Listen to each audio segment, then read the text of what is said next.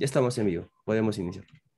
Perfecto, iniciamos. Hola, buenos días, bienvenidos a todas, todos, todes. Estamos en el segundo día de nuestro congreso, el segundo Congreso Internacional de Narrativas y Poéticas del Yo.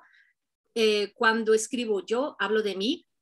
Y ayer comenzó este congreso de una manera brillante con la ponencia de la escritora mexicana y académica Margot Glantz, y con nuestro primer panel, que fue inició un diálogo muy animado y muy enriquecedor, y esperamos continuar con esa vibra que dejaron ayer, el panel de ayer.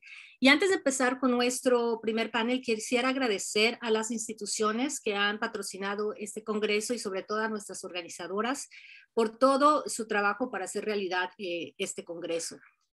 Y bueno, entrando en materia, en este primer panel se van a discutir temas sobre el trauma, memoria, ausencias, identidades, activismo político.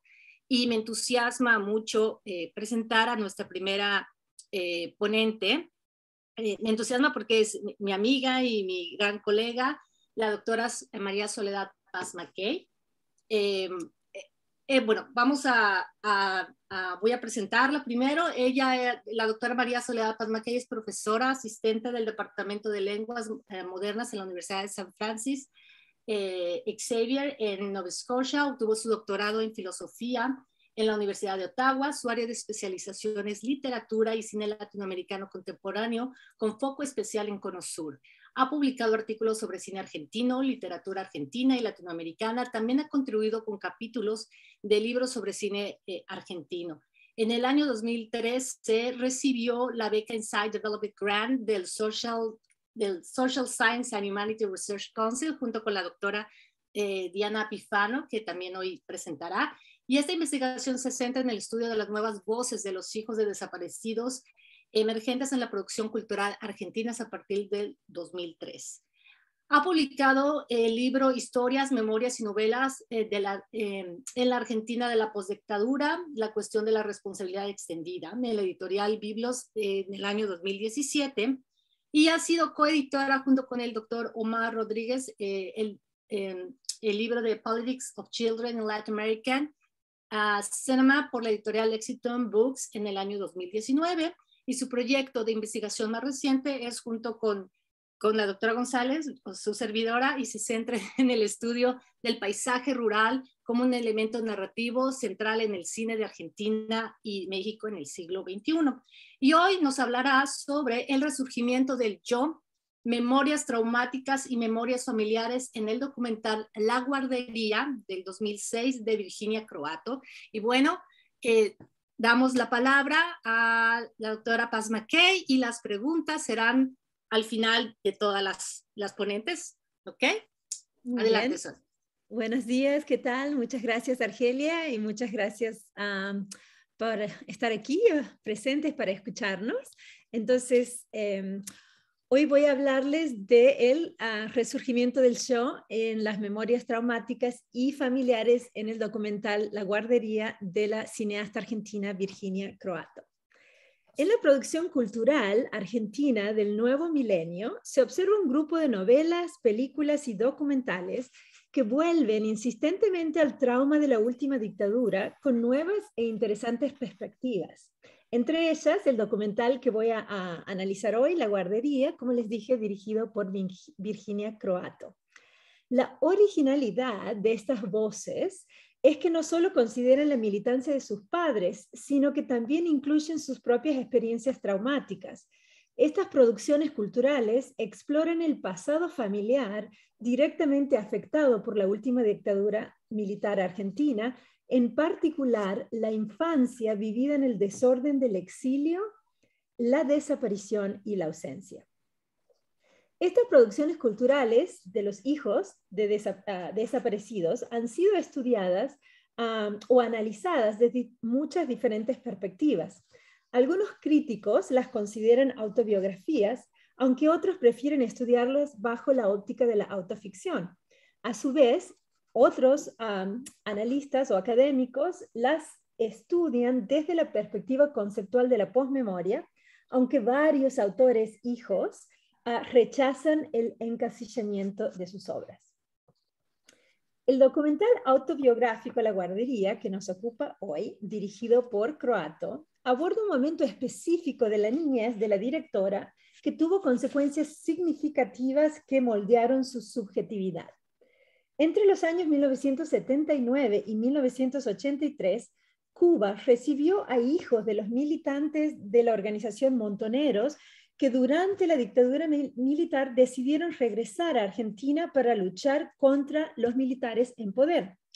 Para resguardar a sus hijos, decidieron regresar a Argentina sin ellos y debido a los peligros que implicaba este regreso al país, estos niños quedaron a vivir en Cuba bajo el cuidado de otros militantes montoneros en lo que se conoce hoy como la guardería.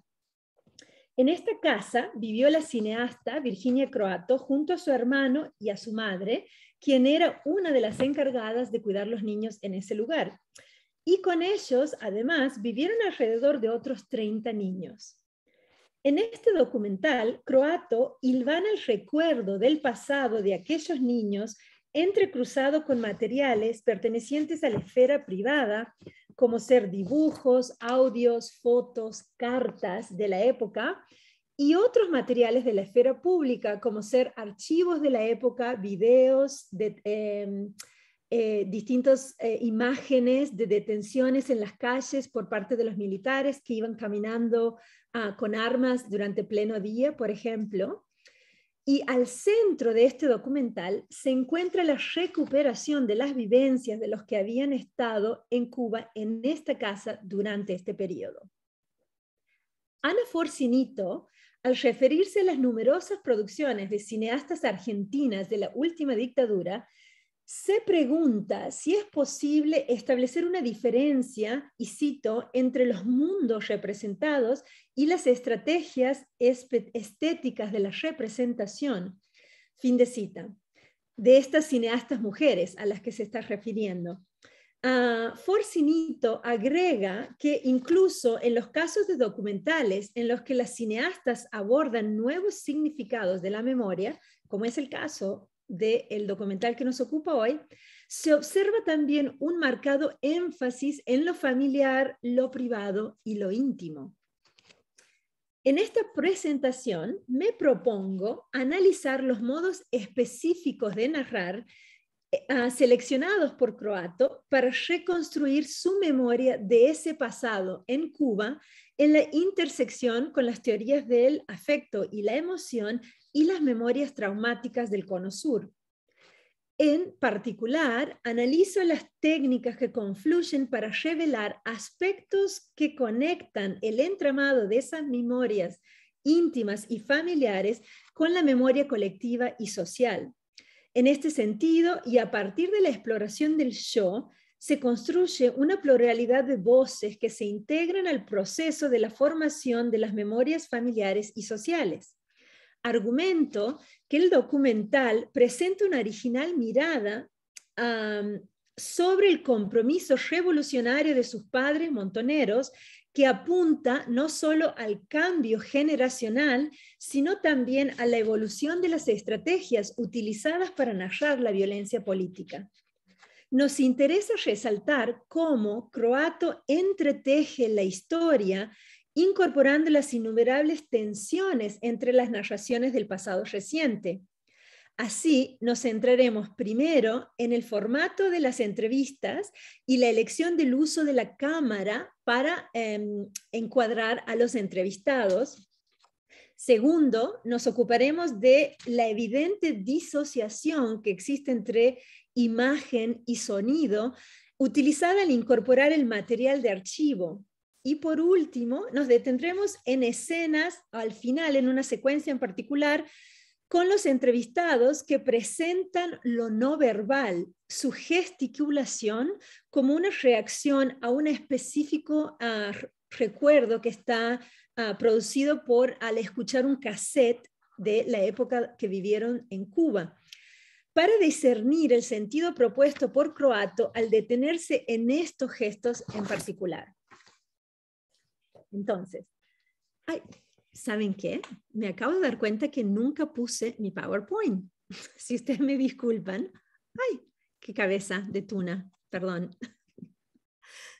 Muy bien, entonces aquí pasé todo esto, qué cosa, yo con tal de hablar ni se me había ocurrido.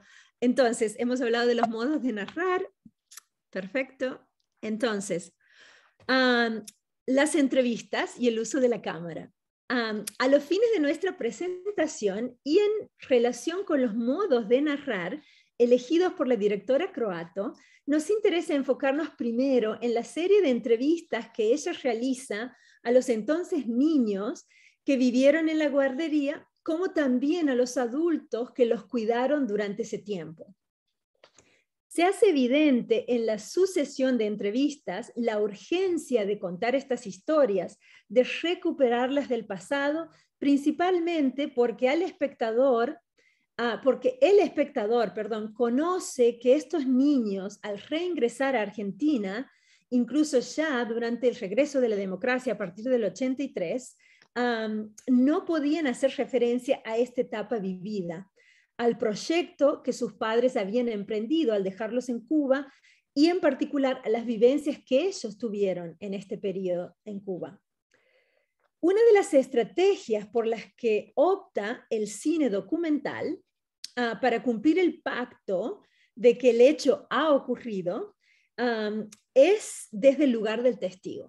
Muy bien, en la guardería se privilegian las voces de más de 10 testigos o amigos que vivieron en la guardería en esa casa comunitaria en La Habana. Sus historias y relatos se van hilvanando a través de temas comunes que van relatando a medida que se presentan las entrevistas. Dichos testigos ofrecen su recuerdo de lo vivido durante esos años en Cuba a partir de su experiencia personal. Muchos de ellos se refieren a recuerdos generales como imágenes vívidas de animales, como ser uno de ellos se refiere a una tortuga gigante y otro a un cangrejo azul que veía caminando por la calle, y también a olores y sabores particulares de frutas típicas de Cuba, como la guayaba. También se hace referencia al afecto y a la protección que sentían al vivir ahí transitoriamente mientras esperaban el regreso de sus padres. A este respecto, es necesario aclarar que los documentales que optan por la modalidad expositiva, como en la guardería, el testigo deja en segundo plano la voz del cineasta, en principio, colocando la película como enunciador de ese recuerdo a través de esa pluralidad de voces. Pero en el caso particular de la guardería, esto es cuestionable.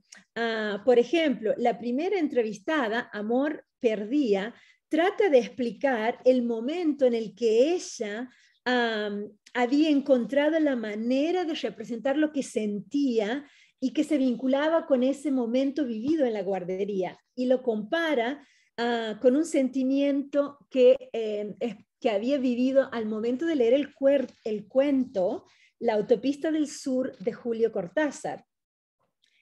Este cuento se refiere al embotellamiento que ocurrió en una autopista y causó un accidente, y al tiempo muerto experimentado en ese accidente, en el que la gente comienza a charlar, expresar relaciones, convivir el día a día hasta que el embotellamiento se aclara o se mueve y cada uno continúa su camino. Muy bien.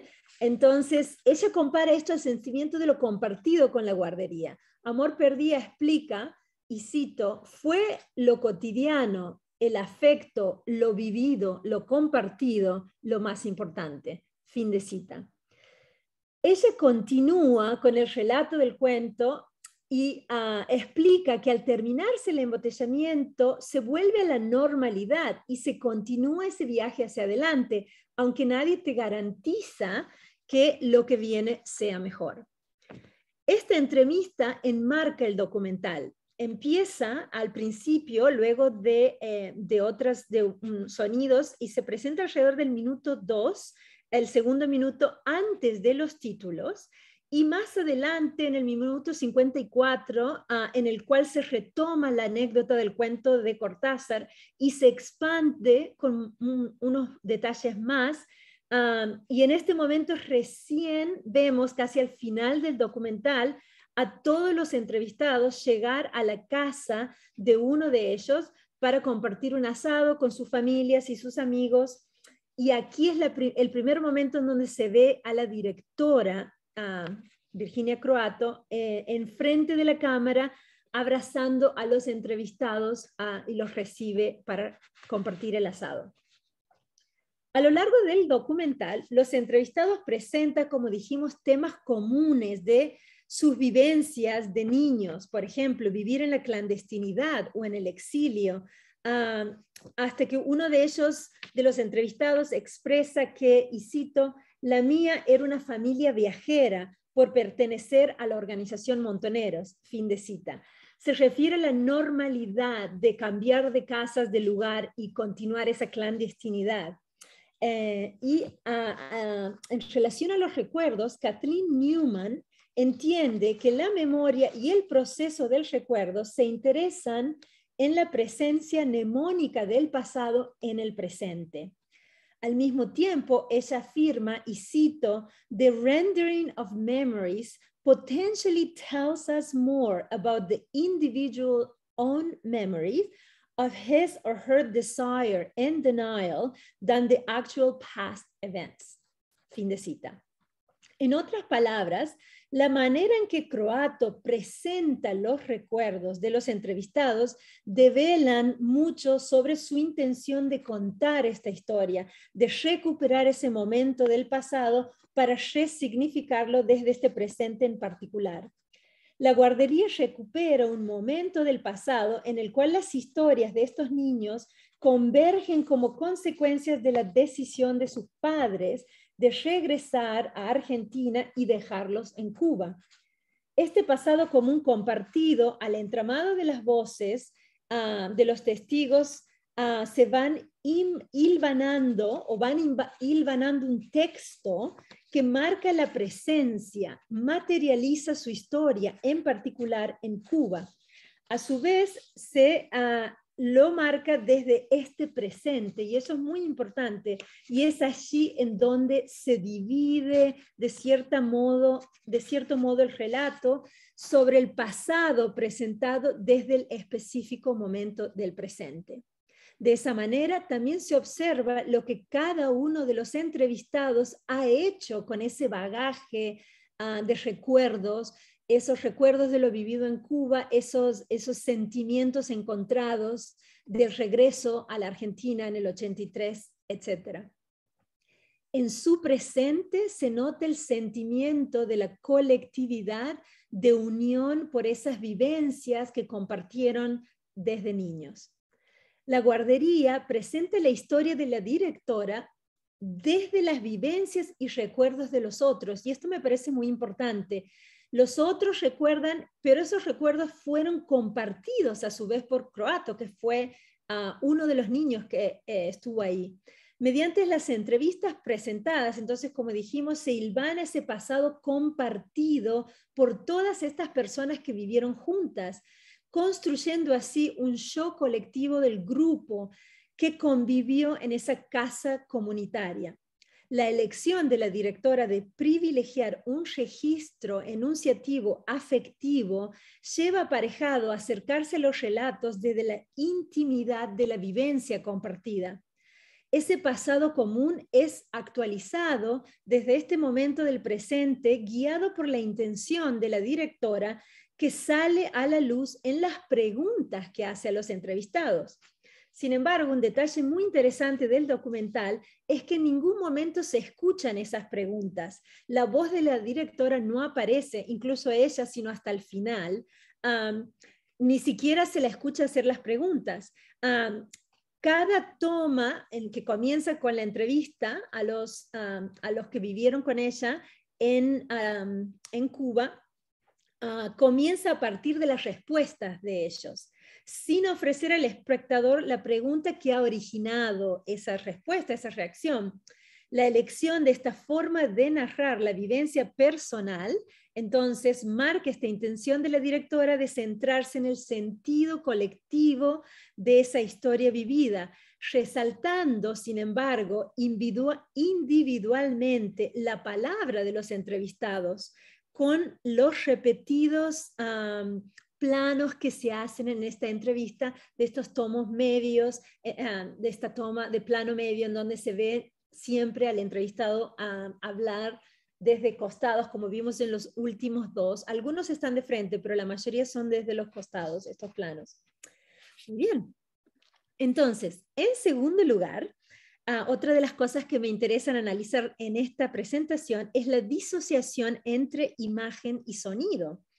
Entonces, consideramos también muy importante la elección y el uso de la disonancia entre sonido e imagen que predominan a lo largo del documental y que se presentan en partes a modo de transición en algunos casos y otros para contextualizar las historias o los relatos que los testigos van refiriendo. También sirven en muchos casos para cambiar el foco temático, presentando otro tema que se discute en estas entrevistas. Indiscutiblemente, el proceso del montaje se convierte en el principio constructivo del documental, revelando el enfoque de la cineasta, su intencionalidad. Por ejemplo, en este estilo que ustedes ven, la cámara hace un paneo de una serie de materiales, fotos, cartas, como ven que están superpuestas, y esta es una foto de la directora croato con pinturas, dibujos o incluso el libro Daphne Kiski de María Elena Walsh en Argentina, que es muy conocido, los chicos siempre los leíamos. Entonces, a este respecto es evidente la distancia que numerosas escenas establece entre la imagen visual, las fotos, los videos de Super 8, por ejemplo, y el sonido, entre ellos la voz en off de los padres grabados en cassette, canciones de niños, canciones de la militancia de los montoneros, el himno peronista, etc. Esta manera de presentar el material combinado con lo íntimo y lo familiar no suturan, en muchos casos no se unen. Esta disrupción entre imagen y sonido es evidentemente intencional y en nuestra opinión se debe a la complejidad de los recuerdos que se están tratando. El regreso de los padres a Argentina para luchar contra los militares, dejándolos al cuidado de otros compañeros, la muerte, la desaparición, las consecuencias de esa lucha colectiva y como consecuencia de esta contraofensiva montonera. Si se acuerdan, hablamos de la propuesta de Ana Forcinito que mencionamos al comienzo en cuanto al sello de las directoras mujeres dentro del nuevo cine argentino. Y para ella se asienta no solo en lo temático, perdón, mi tiempo, me paso 2 minutitos, no solo en lo temático, sino también en lo estético, con el uso que ellas hacen, y cito, del registro estético que sirve para aludir a los mundos invisibilizados y borrados. Fin de cita. En el documental en estudio, esto se hace evidente en la recuperación de la historia a partir de las experiencias de todos los entrevistados. Así, en La guardería se ofrece este intento de rescatar el valor de esas vivencias y resaltar también el choque que fue el regreso a Argentina para todos ellos. En relación al uso del material de archivo, en varias escenas del documental que nos ocupa, al disociar imagen y sentido, se abren sendas diferentes que amplifican la distancia entre ambas. Indudablemente, el sonido disocia la atención del espectador, invitándolo a agregar o completar el sentido de acuerdo a su propia experiencia, a su propio bagaje cultural. Por ejemplo, una de las entrevistadas con los mayores que las cuidaban se hace referencia a momentos de tristeza cuando los niños recibían noticias de sus padres. Estas entrevistas es seguida por la grabación de las voces de una de sus mamás, de las mamás que mandaban noticias desde Argentina. Entonces, por último, quería simplemente referirme a la gesticulación de los entrevistados, pero no tengo tiempo y no quiero quitarles tiempo a mis colegas, y me disculpo por no referirnos, pero por no poder terminar mi presentación, pero simplemente a modo de conclusión, quería ofrecer una primera exploración y análisis de en relación a la reconstrucción de esta memoria traumática particular ocurrida en este momento en Cuba y al regreso en Argentina. Quería hacer una lectura que no pude expandirme sobre las teorías del afecto y emoción y que posibilitaban el estudio de esta película con un foco especial en las texturas de esta historia. Y que se ofrecen mediante la elección de los modos de narrar y las sensaciones que se transmiten consecuentemente. Muy bien, muchas gracias. Gracias, Sol. Gracias gracias. Me parece muy interesante que esta película, a través de lo personal, se convierte en un archivo de historias no oficiales. Entonces, bueno, ya tendremos tiempo para discutir, para conversar sobre esto. Y ahora me da un gusto presentar a nuestra siguiente ponente, Nora Viviana Cardona Núñez. La doctora Cardona Núñez es miembro de la Facultad de la Universidad Estatal de Cleveland.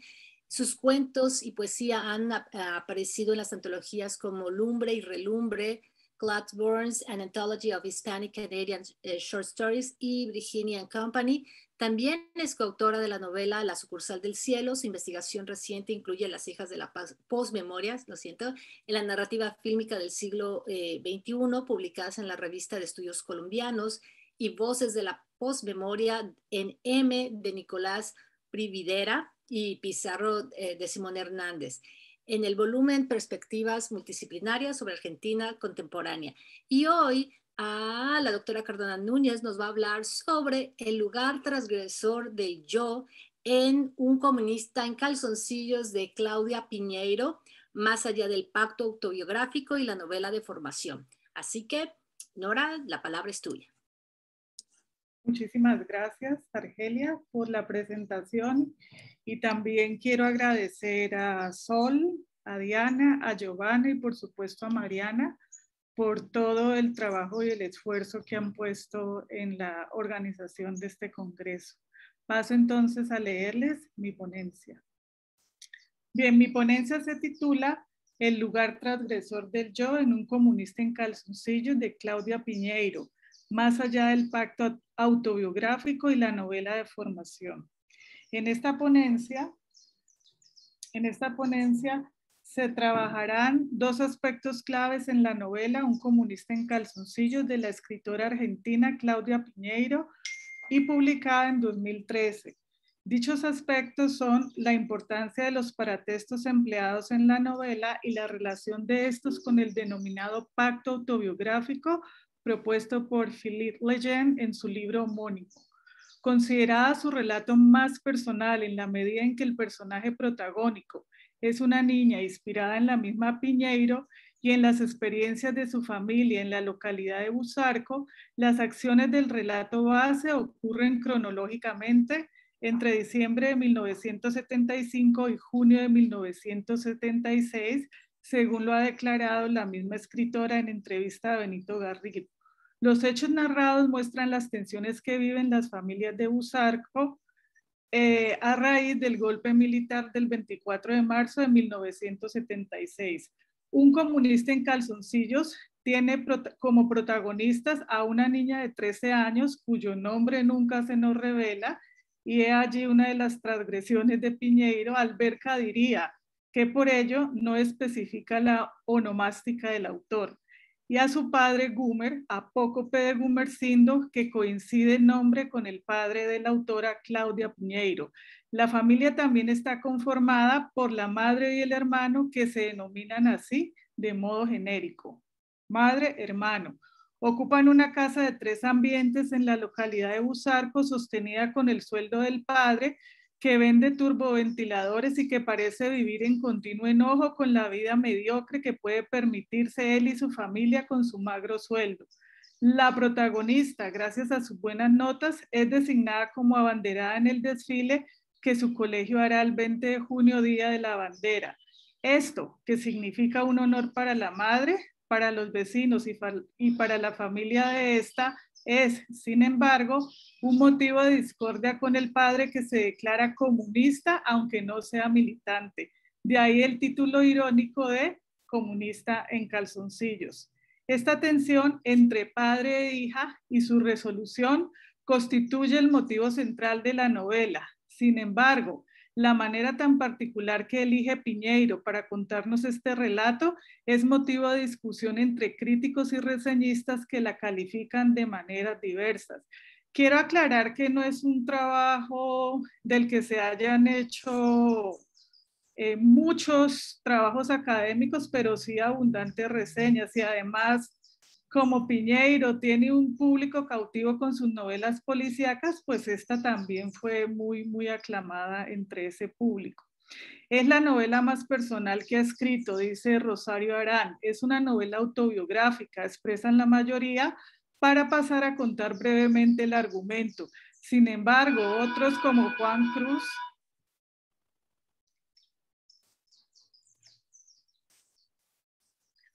disculpen un segundo.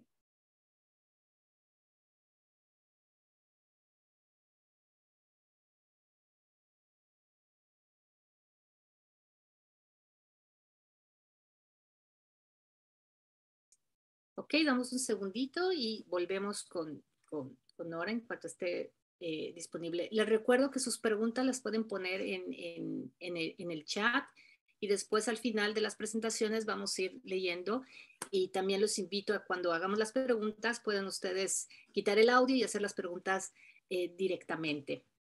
Entonces, le damos unos minutos a Nora para que se reincorpore.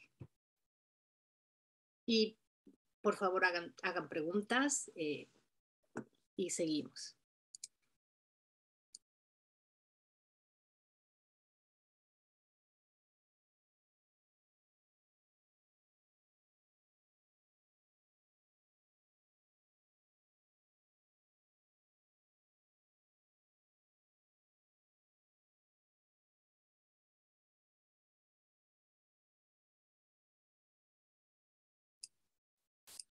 Bueno, también quiero aprovechar para informarles de los siguientes paneles que tenemos. Después de este, tenemos uno una hora después, y tenemos agenda llena el día de hoy, así que espero que todas estas presentaciones les den algunas ideas para seguir conversando sobre, cuando escribo yo hablo de mí y escribo en el aspecto más amplio.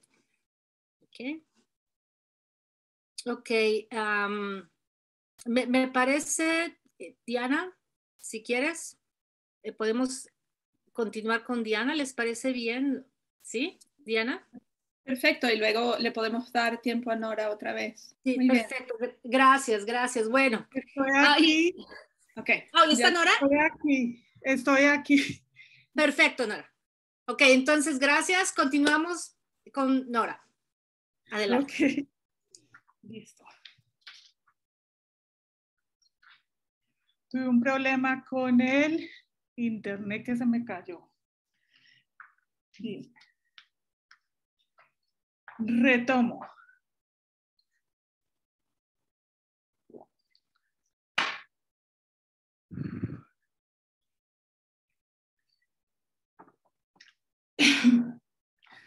Esta tensión entre padre e hija y su resolución constituye el motivo central de la novela.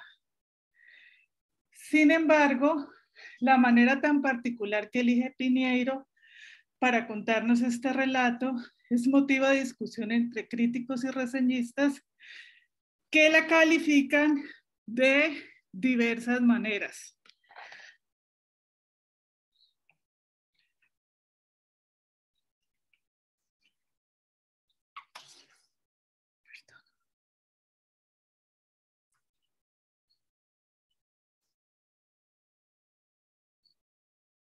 creo que perdí un poco el hilo. Bien, que la califican de diversas maneras a diferencia de lo que ocurre con sus textos anteriores. Es la novela más personal que ha escrito, dice Rosario Arán. Es una novela autobiográfica. Expresan la mayoría para pasar a contar brevemente el argumento. Sin embargo, otros como Juan Cruz son más cuidadosos y dicen que no es una autobiografía más que en la apariencia. También es clasificada como una novela autoficcional en la reseña que hace de ella el equipo editorial de La Voz y como una obra que se mueve en la frontera de ambos géneros, el autobiográfico y el ficcional al mezclarlos, según lo expresado por Alejandro San Francisco.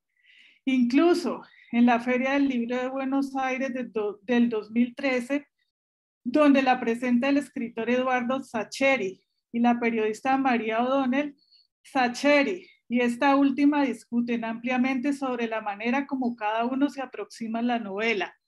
Así, mientras O'Donnell busca afanosamente las claves para diferenciar lo que es real y lo que es ficticio en la segunda parte de la novela que se titula Cajas Chinas, Sacheri afirma que a los autores como Piñeiro no hay que creerles mucho, y en esto él pues es muy cómico al hacer la presentación de la novela, porque incluso cuando escriben un epílogo como el que tiene Un comunista en calzoncillos, siguen haciendo ficción, pues mienten, como todos los autores, por razones específicas. Para hacerlo evidente, Sacheri lee un apartado del epílogo de la autora argentina, y cito: parte de lo que cuento en este libro sucedió y parte no. La ficción nos permite mejorar o empeorar la realidad según nos convenga. Mejorar para tolerarla, empeorar para que tenga tensión dramática. La vida a veces no la tiene. Fin de cita. En este mismo orden de ideas, Manuel Alberca, en su texto El pacto ambiguo, de la novela autobiográfica a la autoficción, expresa: la autoficción supone una vuelta de tuerca más en el mecanismo de la ficción, que se sirve de la autobiografía, y en ese giro brusco o mutación nueva de la función interpretativa del relato reside su especificidad. Fin de cita. Para lograr dicha vuelta de tuerca en los mecanismos ficcionales de su novela, Piñeiro acude a diversas estrategias para que el lector pueda moverse con fluidez entre los polos antinómicos de realidad y ficción. Por esta razón, lo que Alberca denomina pacto ambiguo está presente en la novela de Piñeiro al hacernos transitar entre el pacto autobiográfico y el pacto novelesco, desde la misma portada donde la autora emplea una foto de ella y de su padre Gumersindo Piñeiro en las playas de Punta Mogotes, hasta el epílogo donde lectores más incautos que Sacheri o los asistentes a este congreso creen que la autora revela cuánto de verdad y cuánto de invención hay en su relato.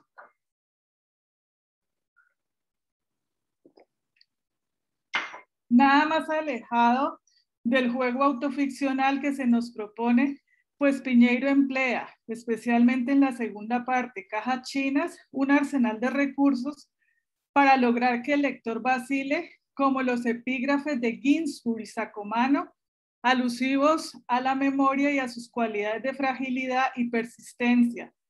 La dedicatoria a su hermano, que cito: a Hernán, mi hermano, único testigo, el que sabe cuánto de ficción y cuánto de realidad hay en esta historia, mentira y verdad. También incluye diversas fotos familiares con sus padres, abuelos, los sitios de Busarco donde sitúa las acciones de su novela, la panadería del Boulevard perteneciente a la familia de su madre, artículos y titulares de prensa de medios como Clarín, La Razón, La Opinión y El Litoral de Santa Fe sobre el golpe militar y el denominado proceso de reorganización nacional. Asimismo, se sirve de fragmentos de historias de cronopios y de famas de Julio Cortázar con varias finalidades. De manera obvia, le rinde un homenaje, no solo porque también idea un mecanismo para leer su novela a la manera de Rayuela, sino porque juega con el lector, como lo haría un cronopio para hacer la anécdota aparentemente sencilla de la novela, un dispositivo interactivo que profundiza, matiza o confiere ambigüedad a lo que está escrito según el orden que escoja el lector para leerlo. Entonces, es muy curioso porque la novela tiene dos partes y la misma Claudia Piñeiro nos da como la posibilidad de leerla como queramos, de corrido o también en una suerte de tablero como con indicaciones remitiéndonos a capítulos tal como lo hace Cortázar en Rayuela. Para que se entienda mejor este aspecto en la novela, doy un ejemplo concreto. La narración de la manera como la protagonista se entera del golpe militar de 1976 está contada en la primera parte de la novela desde la perspectiva de la protagonista narradora, pero en Las cajas chinas ese mismo hecho está narrado por esta misma, enfatizando no su perspectiva sino la de su abuela Cándida y la manera como se afecta esta con la noticia del golpe militar. Es justamente este hecho histórico el germen de la novela de Piñeiro. Ella refiere que Patricio Zunini, a quien le da los agradecimientos en el libro, la invitó junto a otras personalidades para escribir lo que ella recordaba que había sucedido en su existencia cuando ocurrió el golpe militar. Piñeiro en sus entrevistas dice que empezó a rebuscar entre sus imágenes de aquella época una que la hubiese marcado. Recordó entonces a una compañera de colegio que le dijo poco después de este evento: por fin se va a conseguir papel higiénico. Estas palabras le sirven a Piñeiro para empezar a armar la tapicería de la novela con las dos fuerzas en tensión que quiere mostrarnos a través de la mirada de la narradora protagonista. De un lado está su padre que no soporta a Isabelita, pero que dice de los militares, y cito, menos me gustan ellos.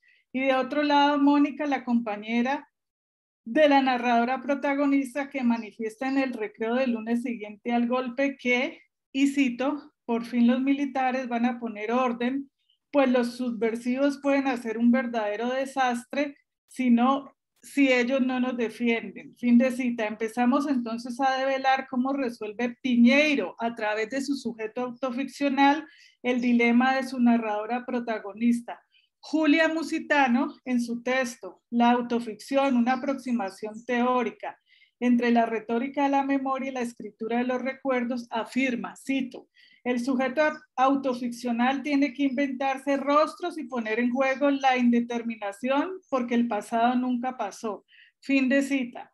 Piñeiro inventa entonces en su novela un rostro de héroe y un pasado para Gumersindo que lo favorece en la resolución final de la novela, permitiéndole, lo que es bien importante, la reparación de la relación con su hija. Veamos cómo lo hace. Al comienzo de la novela, apreciamos a Gumersindo desde esa rabia contenida y expresada más en silencios largos que en palabras, declarándose comunista solo al interior de la casa. Por este motivo, la hija de 13 años manifiesta sus miedos. Teme que alguien como Mónica o la familia de esta lo delate, pero también, con toda la culpa que esto le produce, expresa su incredulidad ante el supuesto comunismo de alguien que ella considera un individualista extremo. Y cito, ¿podía alguien tan individualista como él ser comunista? No militaba, no estaba afiliado al partido, no se juntaba ni siquiera cada tanto con otros que pensaran como él. Sin embargo, él no solo se lo creía, sino que además nos lo recordaba cada vez que podía. Un comunista declarado, enfático, pero no practicante. Fin de cita. Por esta razón, la narradora considera que su padre ha optado por la opción más absurda, declararse como tal sin siquiera realizar un acto heroico como pegar un afiche del Che Guevara, acción que sí llevan a cabo otros personajes de la novela, razón por la cual son represaliados por los militares. De allí su conclusión decepcionante sobre él. Es un comunista en calzoncillos. El cóctel de admiración, temor, culpa, pudor y celos que Sacheri ve en la relación de la protagonista con su padre es resuelto desde lo que Alberto Giordano proponen una posibilidad de vida de escrituras íntimas. Y cito a Giordano: lo verdadero no se demuestra ni se revela, se fabrica a partir de un trabajo de selección y de desprendimiento que diferencia lo conveniente de lo que inmoviliza. Fin de cita. Así, Piñeiro convierte en su autoficción la decepción de la hija por tener ese padre individualista y comunista, solo de modo nominal, en un sentimiento de admiración y complicidad por él. Para ello, mueve los resortes de la trama y la alimenta de algunas escenas donde el padre comienza a protagonizar heroicidades pequeñas. Esto se evidencia cuando comparte con su hija unos recortes de periódico que en clave protestan contra la junta militar y le dice a esta que él planea hacer lo mismo. La posibilidad de que su padre se ponga en peligro con una acción de estas le revela a la hija capas más complejas de su progenitor. Y cito: el aviso de mi padre me resultaba equivalente al cuadro del Che Guevara en la sala de espera del doctor Arroyo, pero yo no quería que me llevaran con mi familia para ver si sabía algo.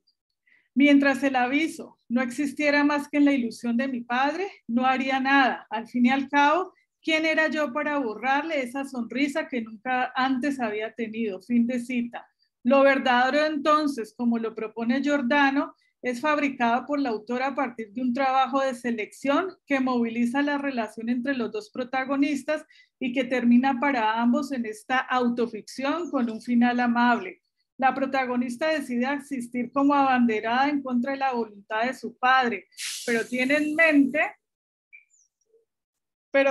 en mente algo que no ha revelado a nadie: saboteará el saludo al palco y girará su cabeza en dirección opuesta, contraviniendo de este modo la orden de la profesora que las ha estado preparando para el desfile. Su padre, que es el único ausente, por su antipatía con todo el aparataje que homenajea a los militares, aparecerá al final sonriendo ante la temeridad de su hija. Y cito: escondido a través de la rama que todos usábamos de asiento, tratando de pasar inadvertido, vi a mi padre. Necesitaba que esa sombra que se movía detrás del ombú fuera él. Lo necesitaba como testigo de lo que acababa de hacer, de lo que estaba haciendo.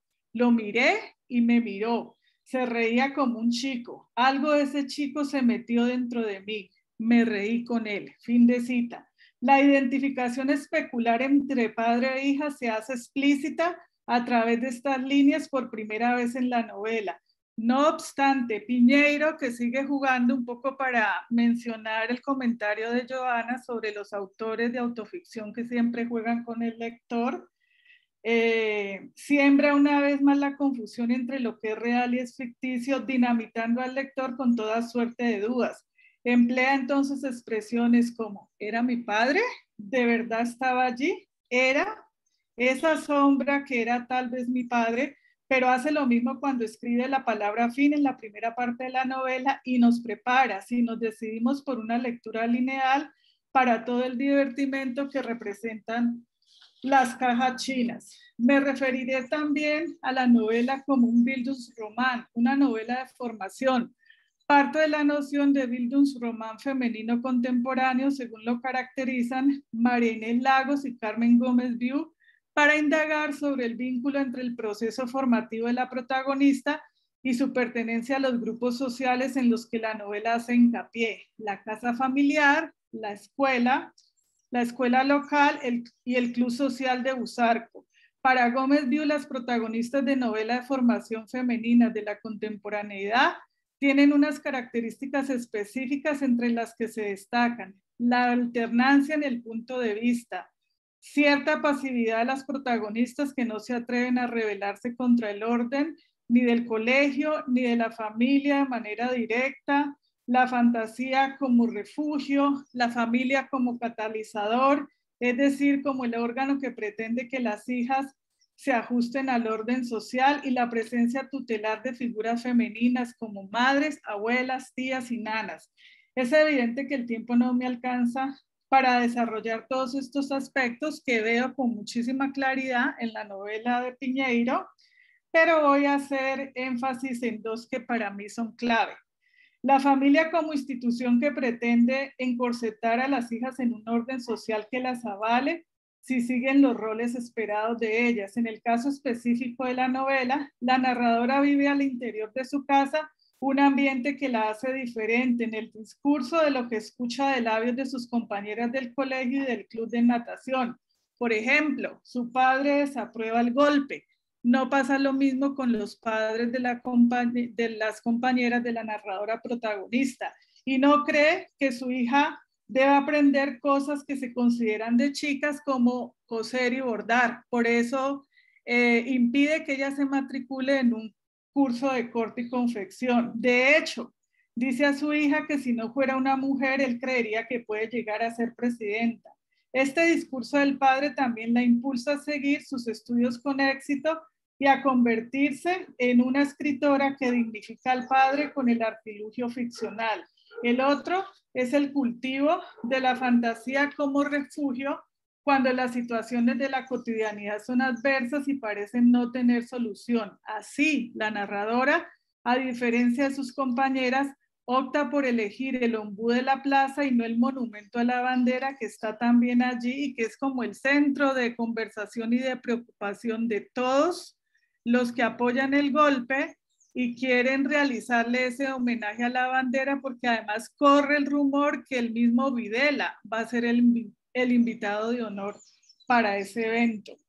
Este enfocarse en el ombú, en ese árbol, ella lo realiza porque le permite escaparse del mundo en guerra que ha puesto en jaque su relación con el padre. De manera evidente, personifica al ombú al que le adjudica no ramas, sino brazos que la protegen de la adversidad circundante. Y cito: mientras yo jugaba en el ombú, no era necesario mirar el monumento ni a los cóndores, ni pensar en la patria, ni en el himno, ni en las batallas, ni en los soldados, ni en el templete oculto detrás de las puertas de hierro, ni siquiera en la bandera.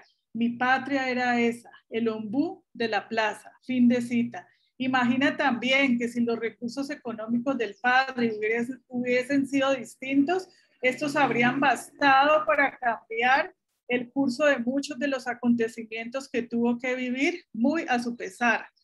Novela íntima, la más personal de Piñeiro, autobiográfica o solo perteneciente a esta categoría en apariencia, autoficción que juega con infinidad de recursos para capturar al lector, matizando, profundizando, simplemente dislocando las categorías de lo real y de lo ficticio.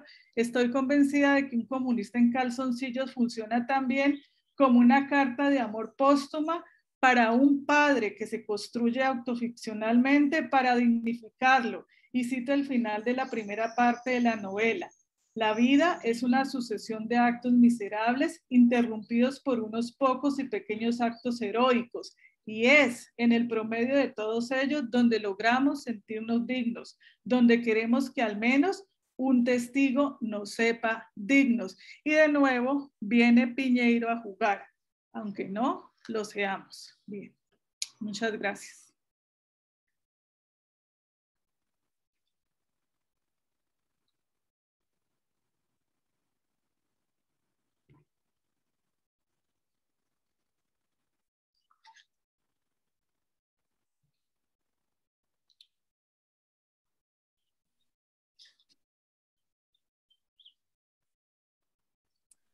Gracias. Gracias, Nora, muchas gracias. Lo siento, también hubo problemas técnicos de mi parte, así que, bueno, vamos, ahí vamos, sí, mi computadora me sacó, etcétera. Pero bueno, ahora finalmente me da un verdadero placer también presentar a la doctora Diana Pifano, es gran colega también y colaboradora.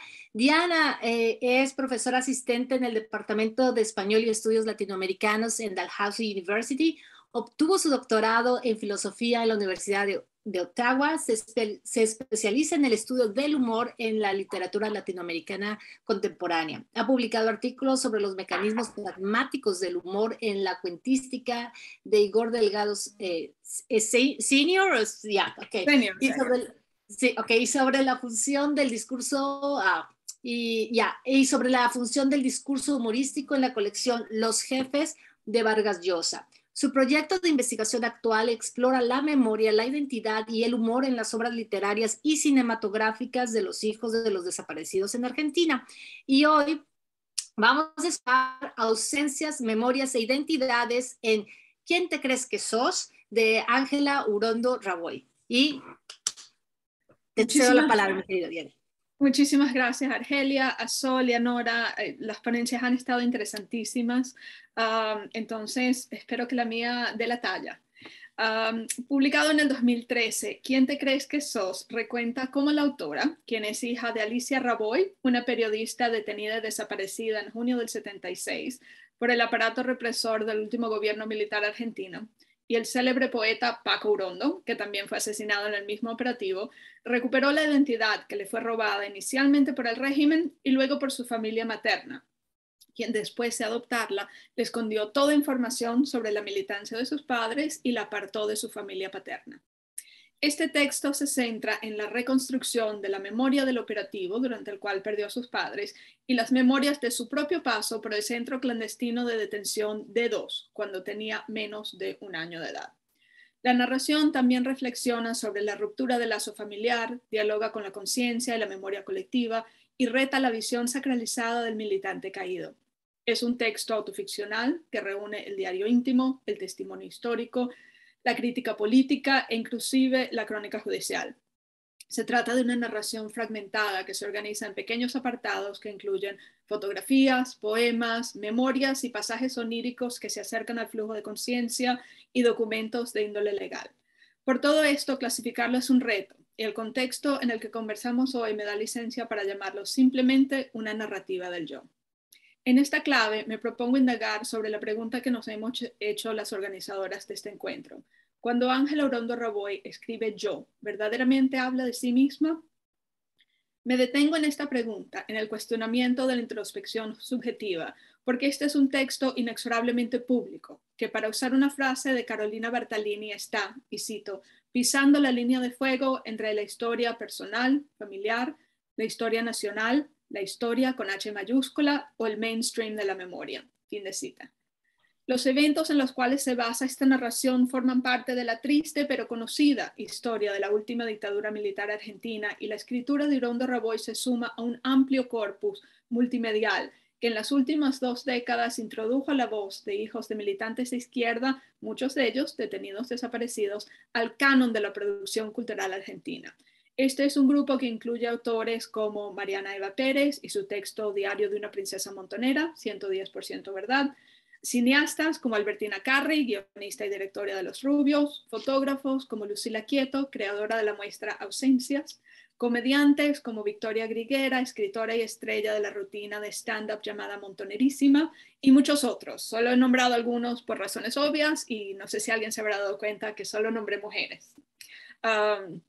Se trata de artistas que más de 40 años después continúan sufriendo las consecuencias del terrorismo de Estado, y en su obra reflexionan sobre las experiencias familiares para intentar darle sentido desde el presente. Entonces, dado este contexto y la dificultad de narrar el tema, tanto por el trauma que acarrea como por la falta de fiabilidad de la memoria, me pregunto si realmente puede haber una puesta en escena del yo. Se ha escrito mucho sobre este corpus, pero entre la crítica se destaca el trabajo de Jordana Blechmar y Natalia Fortuny, quienes señalan una serie de cualidades comunes a estas narraciones. La primera, que ya he mencionado, es la reconfiguración de la relación entre lo público y lo privado. La segunda es el llamado juego autoficcional, en el cual la ficción se entreteje al recuento de la experiencia vivida, o la reconstrucción de la memoria en la pluralidad de sus formas, privada, histórica, colectiva. Las autoras notan también el surgimiento de una memoria lúdica. Ahora bien, yo he reflexionado mucho sobre este tema durante mi investigación y prefiero llamarlo un ethos o una intención lúdica. Concuerdo con Blechmar y Fortuny que es un designio que va de la mano de la desacralización de la imagen del militante y las organizaciones de derechos humanos, tema que trataremos en lo que sigue.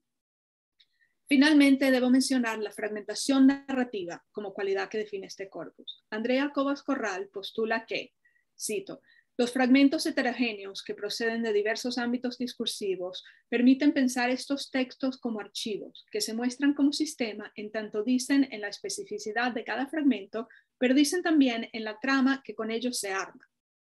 La foto, el testimonio, la carta, el objeto perteneciente a los padres, se muestra, pero también es leído, es interpretado y resignificado en un procedimiento que los desacraliza, que los saca del territorio de lo atesorado y los hace recircular en el plano del presente de la hija, en el que se cargan con nuevos sentidos que los textos hacen explícitos. Fin de cita.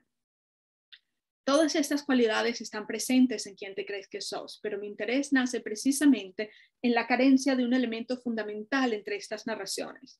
Este texto está desprovisto de todas las estrategias comúnmente usadas para circunvalar y suavizar las representaciones de la violencia y el trauma impuestos por el terrorismo de Estado y la detención-desaparición. A diferencia de sus homólogos, Urondo Raboy narra su experiencia de una manera cabal y exhaustiva, y enfrenta de cara aquello que Saúl Friedlander llamó un suceso límite, cito, un acontecimiento impensado, inimaginable, aquello que ha alterado las bases para la continuidad de las condiciones de vida en la historia, fin de cita. Es a partir de este concepto, pensado en base a la solución final de los nazis y de los postulados de Adorno acerca de la imposibilidad de escribir poesía después de Auschwitz, que sociólogos como Gabriel Gatti descubren una imposibilidad narrativa o insuficiencia del lenguaje cuando se intenta describir la tragedia de la detención-desaparición.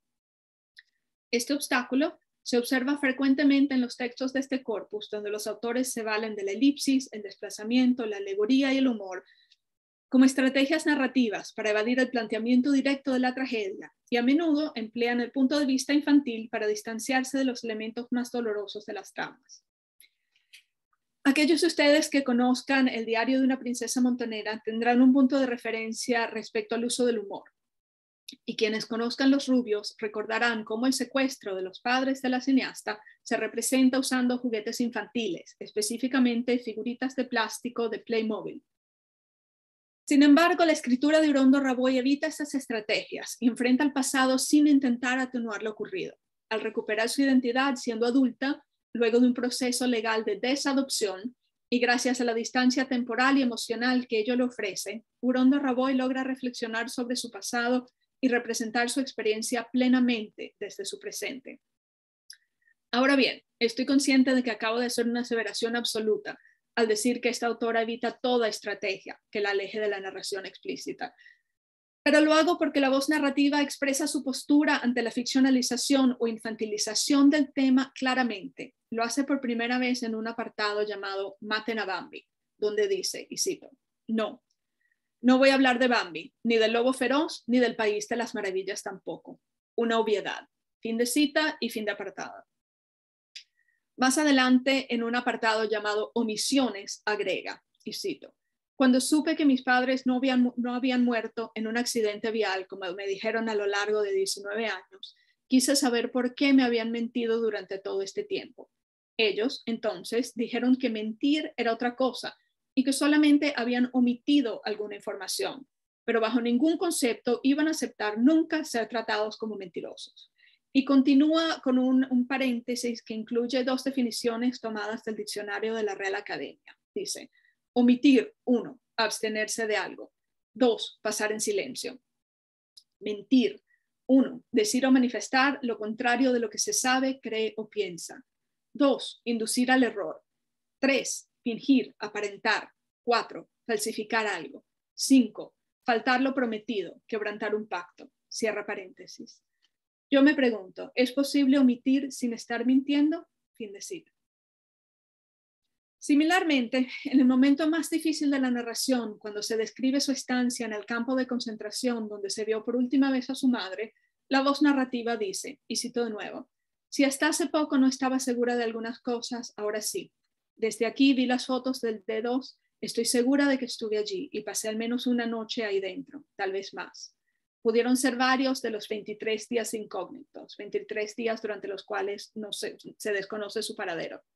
Si alguna vez tuve la idea de que pude ser víctima de alguna forma de abuso físico o tortura directa, descarté la opción porque no quise o no pude creer que alguna persona fuera capaz de hacer cosas así, especialmente con chicos pequeños. Ahora sé lo que les hacían ahí a los chicos y no me puedo sentir excepcional. Se caen todos los telones, el piso del horror es alto y de ahí para arriba, lo que te imagines y más. Ya no hay dónde ampararse, dónde esconderse. No hay como seguir negando, cintureando esa realidad que me alcanza y me traga de un bocado. Fin de cita. Entonces su postura es clara, por lo que resulta necesario detenernos en los escasos usos del lenguaje infantil en el texto. En esta porción del análisis concuerdo con Silvia Cárcamo, quien señala que el lenguaje infantil, en ¿Quién te crees que sos?, funciona como un recurso irónico. Un ejemplo es el uso de la frase serán felices y comerán perdices, que trae a la mente el clásico cierre de los cuentos de hadas, y aquí aparece en el contexto de una reflexión sobre la adopción de la autora. Con esta frase, ella contrasta el imaginado final feliz de los cuentos de hadas y el discurso que asociamos a este género con la realidad de haber sido adoptada por una familia que le negó su identidad y le escondió su pasado durante casi 2 décadas. Propongo que esta estrategia retórica refleja una intención lúdica que se entabla a partir de la oposición de conceptos opuestos y excluyentes. No debemos olvidar que la oposición de contextos disonantes es una de las formas básicas del humor. En este mismo marco analizo el uso de las frases espejito, espejito, que trae a la mente la madrastra de Blancanieves, y veo, veo, aquel conocido juego infantil. Ambas frases se recontextualizan al aparecer en una reflexión y aparecen en 2 apartados seguidos. Se recontextualizan al aparecer en una reflexión sobre el paso de la autora por el centro clandestino D2.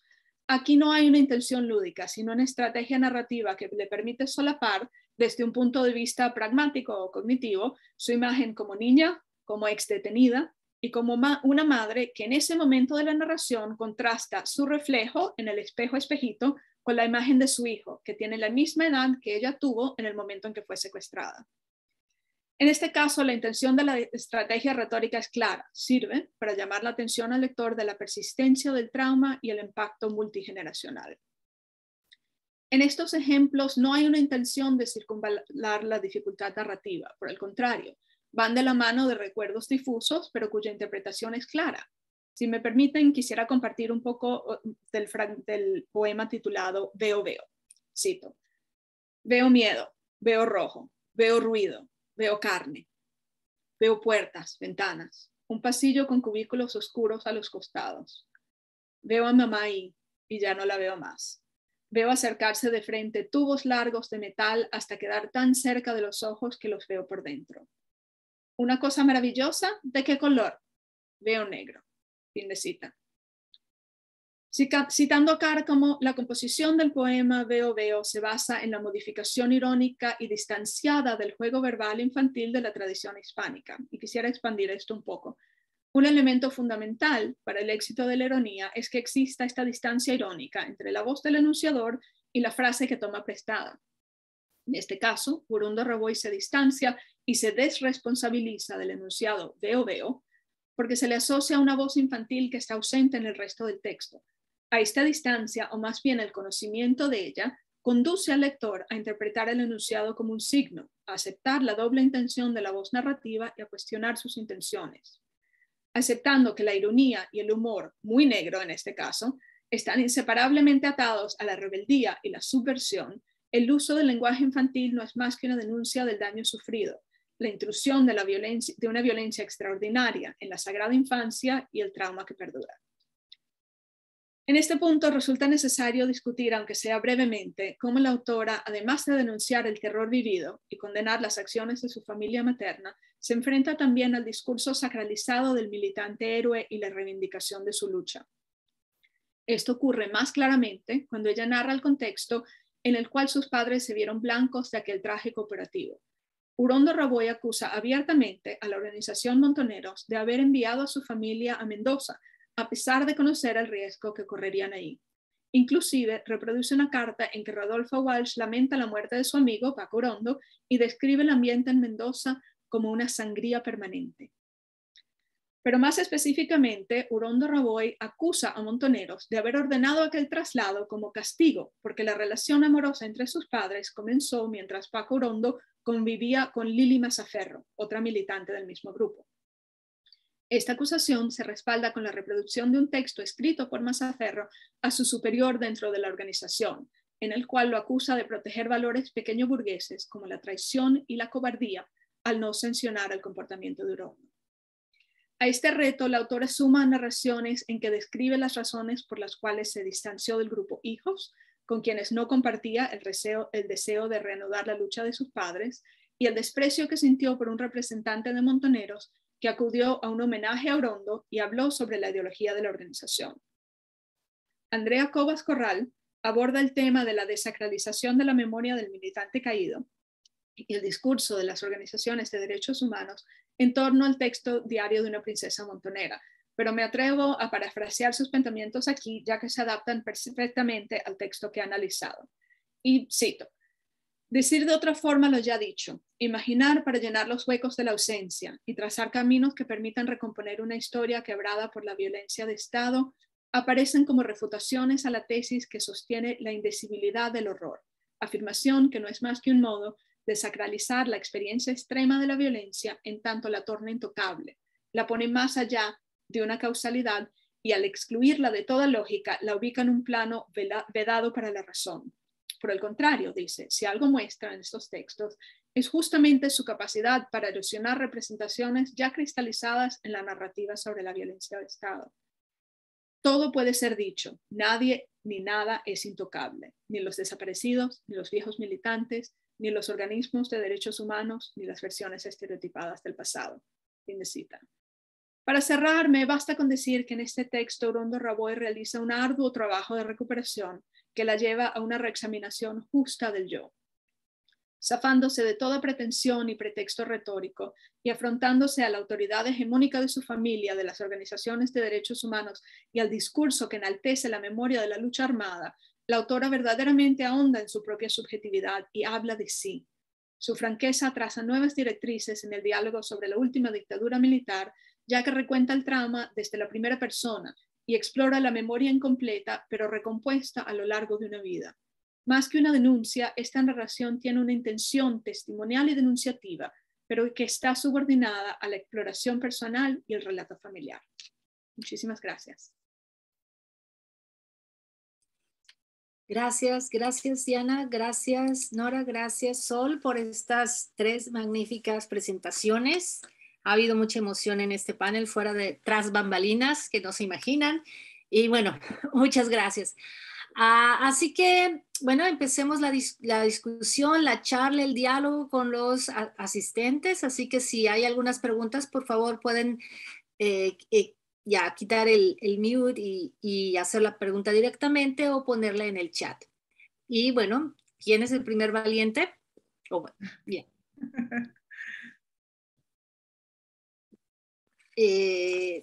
Creo que había alguna pregunta. Andrés, no se puede usar ya, John, ¿puedes darle a Andrés, por favor, el privilegio para usar su mic o a todos los demás, por favor? Sí, claro, tendrían que levantar la mano para activar el... Andrés, por favor, bueno, ¿puede levantar la mano, por favor? Así John puede saber a quién le da los privilegios para quitar. Ya, tenemos a nuestro primer valiente. Ok. Listo. Pero, ¿y la cámara? No.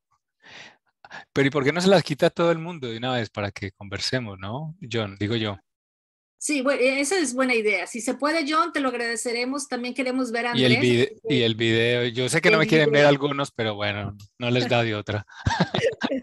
Sí, no, pero es bueno verte y saber que estás sano y salvo después de la tormenta de anoche. Bueno, entonces empiezo primero, hola a todos, gracias por las ponencias súper interesantes. Llegué tarde porque también tuve problemas técnicos aquí para escuchar toda la de Sol. Solo, a ver, voy a hacer como una pregunta a cada una, como simplemente para lanzar ahí un tema de discusión. Bueno, la primera, Sol, quería preguntarte, vos hablas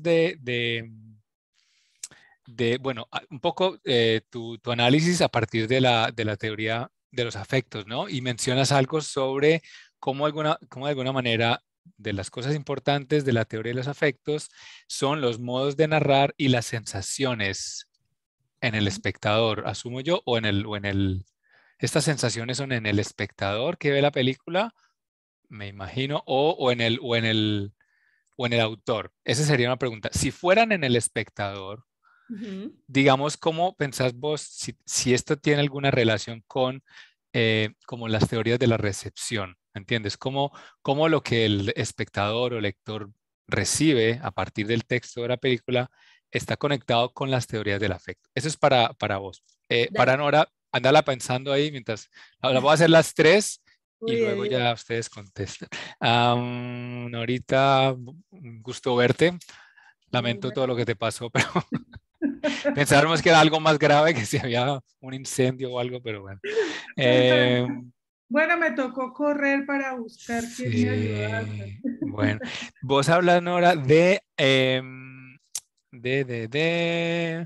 bueno, ayer veíamos digamos, cuando Margot Glantz nos hablaba de, ¿cierto? Hablando de Sor Juana, esto de las escrituras femeninas, cómo esto era una cosa completamente negativa o sea, encasillar a estas autoras en esa categoría, ¿cierto? Según Margot Glantz. Y tú hablas de un Bildungsroman femenino y das unas características, ¿cierto? El punto de vista, la pasividad, la fantasía, etcétera, etcétera. ¿Tú piensas que hay un Bildungsroman femenino y qué piensas de que no hay una literatura femenina, de lo que decía Margot Glantz? O sea, ¿se podía pensar en que no hay una literatura femenina, simplemente hay literatura? ¿O crees que sí sea necesario pensar esto de literatura femenina? Te lo pregunto porque la autora que yo trabajo, Margarita García, ella está como, uno de sus planteamientos siempre es que no hay que pensar en la literatura femenina, simplemente como en la literatura, y que a ella no le gusta que la encasillen como dentro del grupo de escritoras latinoamericanas. Entonces, me parece que es como que hay un debate ahí importante y Que tú sigue planteas... vigente. Que sigue, ¿cierto? Y vigente. tú planteas esto del Bildungsroman femenino, como si esto es, o sea, decir, ir un poco más allá y si esto pues se puede sostener en estos debates de ahora. Y finalmente, para la doctora Pifano, muy bien, Diana, muy interesante, aquí todos, la doctora en filosofía, esos títulos que nos dan, pero que al final no somos ni en filosofía, bueno, nada. Diana, vos hablaste de... espérate. Bueno, cuando planteas que que tú vas más allá en el asunto de la memoria lúdica y planteas el ethos, me gustaría como que ampliaras un poquito cuál es el argumento, ¿cierto? Sobre este concepto, digamos, tan fuerte del ethos lúdico. Sí, es simplemente como eso, pues como las dejo ahí, ustedes ya verán quién quiere contestar. Muchas gracias por... Gracias, Andrés. Bueno, Bueno, bajo Sol, la mano. Nora, Diana, ¿quién quiere comenzar? No sé. Si les parece bien, vamos en orden.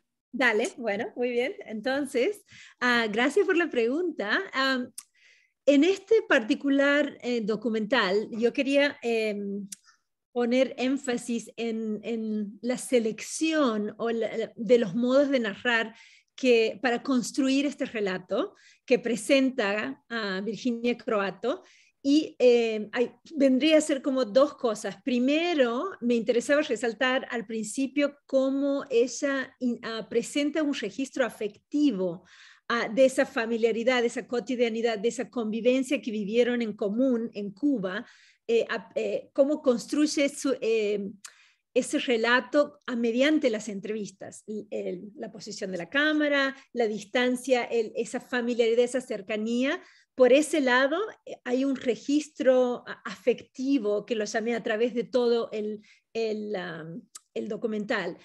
Y al final, que no pude elaborarme mi tercera parte, lo que quería hablar era la distinción entre afecto y emoción, y me iba a basar en lo que explica Masumi, justamente la emoción como esta verbalización de un sentimiento, como cuando lo podemos identificar, tristeza, ira, enojo, mientras que quería mostrar una secuencia que no alcancé a hacerlo, en donde hay una serie la cámara está fija y muestra a los entrevistados que reaccionan a un sonido, a una canción y una conversación grabada en un cassette, y no hay ninguna palabra y se muestra solamente los gestos y las reacciones, si se quieren, viscerales a esa, exactamente, a esa que obviamente los lleva al momento de cuando ocurrió esa conversación. Hay una canción que se toca y una conversación entre un adulto y un niño, y las reacciones son totalmente extremas y diversas entre los entrevistados. En cuanto a lo del espectador, que creo que ahí es donde va tu pregunta más en particular, la teoría de la recepción, lo que yo veo diferente con esto es que en este caso los espectadores tienen un bagaje cultural de conocimiento y pueden identificar hacer esas conexiones con lo que se dice, y se reacciona también a la construcción, al montaje, a la forma de narrar, porque hay una invitación a involucrarse por parte del espectador de la forma en que yo leo este documental, y hay una reacción emocional en parte del espectador a ese momento en particular. Se habla por ahí, no lo mencioné, al abandono, que no hay un cuestionamiento de los padres, pero esas ideas están presentes y deambulan, circulan entre las conversaciones sin un tono acusatorio, pero entonces el espectador puede reflexionar, puede llenar esos vacíos que se dejan ahí de acuerdo al bagaje cultural y al conocimiento de cada uno. No sé si te contesta un poco la idea, Andrés, o si alguien quiere agregar algo, alguno de Diana o Nora. Solo que no lo he visto, pero me parece que ese momento en que escuchan la música debería ser una oportunidad fenomenal para explorar la idea del afecto como sentimiento preverbal, ¿no? Si no hay narración o no hay palabras, es una oportunidad excepcional para hablar de afecto en sí. Ahora lo quiero ver. Ya, claro, como esa reacción corporal que puede ser muy distinta y depende de cada uno de los participantes, y que depende también del público, como ese afecto que no puedes verbalizar, que no sabes qué es la reacción inmediata a ese estímulo, y eso vendría siendo, me parece excelente, ese afecto en lo que estamos viendo, pero también produce un efecto en el receptor, pero que puede ser diferente cómo lo percibo yo, a Andrés, a Diana, a Nora, a Sol, dependiendo del bagaje, que es lo que detona que en ese momento no podemos verbalizar, pero que hay una respuesta en el cuerpo, como señala Sol, en los gestos diferentes. Y la delimitación de ese grupo, ¿no? De las personas que comparten ese afecto, que lo entienden sin necesidad de verbalizarlo. Es una situación que suena única.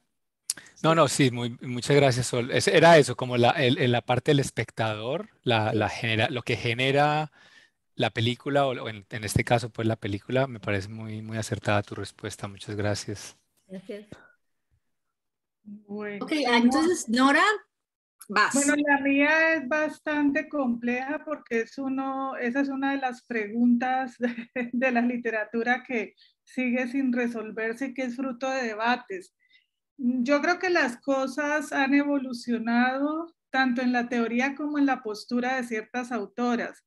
Por ejemplo, para irme a Argentina, sí, país del cual he trabajado muchas escritoras, Luisa Valenzuela, que es de 1938, al principio decía, como Margarita Roballo, que ella no veía la diferencia entre una literatura masculina y femenina.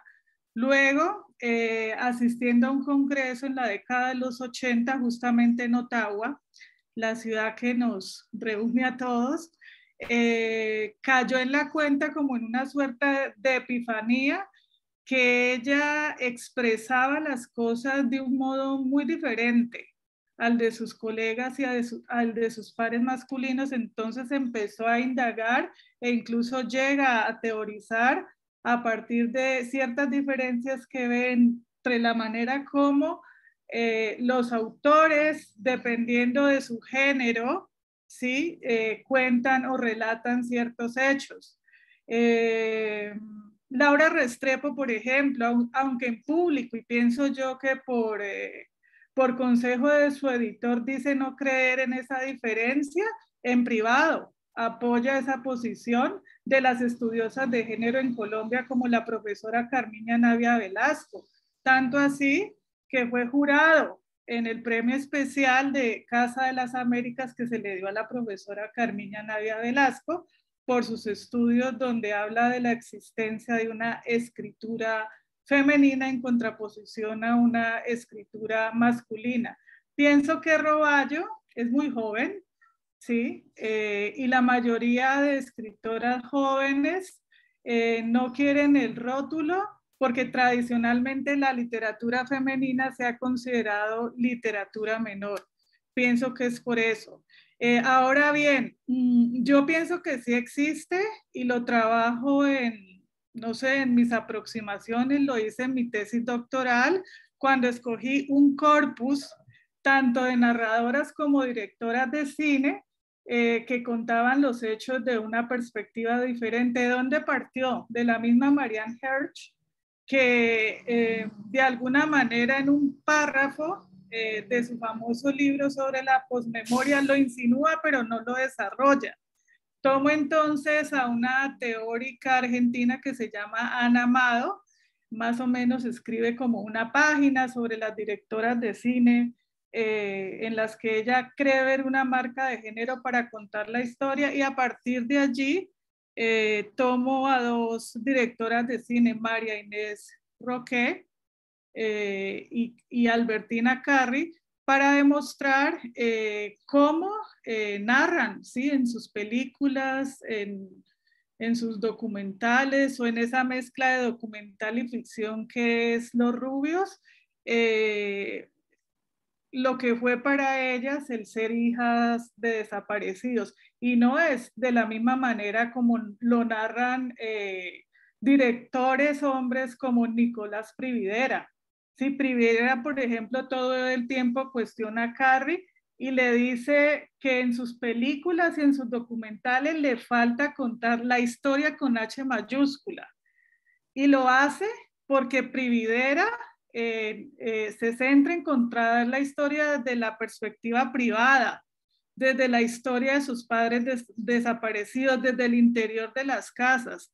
A Prividera no le interesa eso en sus películas, ¿sí? Prividera, por ejemplo, lee los manifiestos políticos, ¿sí? Busca de pronto los amigos más radicalizados de sus padres para tener el testimonio de ellos. Entonces hay una suerte como de pugna entre ellos dos, entre Prividera y Albertina Carri, por esto, ¿no? Creo yo que sí hay una manera diferente de contar. Quizá los hombres de un modo muy arrogante se abrogan o dicen que ellos cuentan la historia de la Argentina con mayúscula, con H mayúscula, y que las mujeres cuentan historias sentimentales de lo que pasó con sus padres, pero que evaden con ello el contar esa historia. Y yo no estoy de acuerdo con eso, y pienso que lo mismo pasa cuando se trata de contar el conflicto. Pienso yo que las autoras son maravillosas creando macrouniversos dentro de la casa, dentro de esa cotidianidad familiar, que nos permiten de alguna manera entender toda la historia, ¿sí? A través de lo que pasa en una familia, y es el caso de Piñeiro con Un comunista en calzoncillos. Por eso yo dije al principio que era una anécdota sencilla de una niña de 13 años que está en conflicto con su padre, que se declara comunista, aunque no milita, pero a través de esa historia tan bella, donde muchos dicen que es la historia de la relación entre un padre y una hija que está en ese proceso de formación, pienso que aprovecha para contarnos también la historia de la dictadura, la historia del golpe y sobre todo la historia de la reacción y de las actitudes cómplices con la dictadura de todas las personas que hacen parte de esa comunidad de Busarco. Y me parece que lo hace de una manera bellísima porque elige un personaje femenino, otra niña, ¿sí? Y esa otra niña, o a través de esa otra niña, habla la dictadura militar, ¿sí? Ella admira a los militares, dice que va a haber papel higiénico, como va a haber aceite, va a haber arroz y al mismo tiempo va a haber orden, ¿sí? Esa sería como mi respuesta.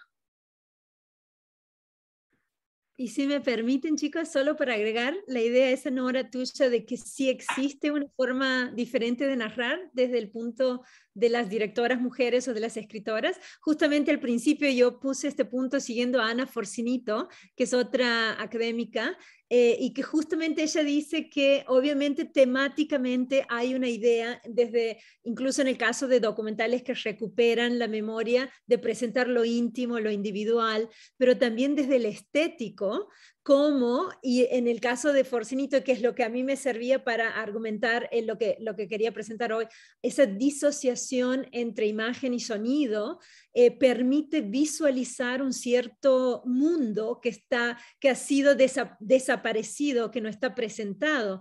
Entonces, esa forma de traer hacia el presente esas historias, ese yo colectivo que cuenta en un momento especial, es una forma de traer ese mundo ahora que estaba olvidado, si se quiere. No solo temático, sino estético, sí. También lo hace Carrie, ¿sí? Carrie, Sí, claro. en Los Rubios, ella ha recogido los testimonios de los compañeros militantes de sus padres, y cuando nos presenta en la película esos testimonios, además es en un VHS, ¿sí? Es en un formato muy antiguo. Cuando se pone a escuchar los testimonios, da la espalda a los testimonios, ¿sí? Porque Carrie detesta que la militancia de sus padres hizo que estos desaparecieran. Y en ese sentido, pues tiene una actitud muy diferente a la de María Inés Roqué o a la de Nicolás Prividera, por ejemplo. Gracias. Sí, Andrés. Sí, solo para cerrar, me parece... Bien, perfecto. Perdón, Gracias. No, estoy de acuerdo con Nora y con Sol, que evidentemente hay un discurso narrativo diferente. Y bueno, finalmente no hay que, digamos, la biología no es lo que determina la posición frente al discurso, ¿no? Sino que la posición frente al discurso es lo que determina la forma de narrar, sea femenina o masculina, ¿no? Bueno, mil gracias. Muy bien, Andrés, para completar eso, estoy de acuerdo contigo. Las últimas teóricas españolas o mexicanas dan ejemplos incluso de los autores más jóvenes que presentan los personajes masculinos o lo que le ocurre a los personajes masculinos desde otra perspectiva, y es lo que tú dices. Es decir, esos personajes masculinos que no son los protomachos, sino esos personajes masculinos que con sus actitudes retan los principios del patriarcado. Claro, pero bueno, esto no lo digo yo, eso es digamos, es una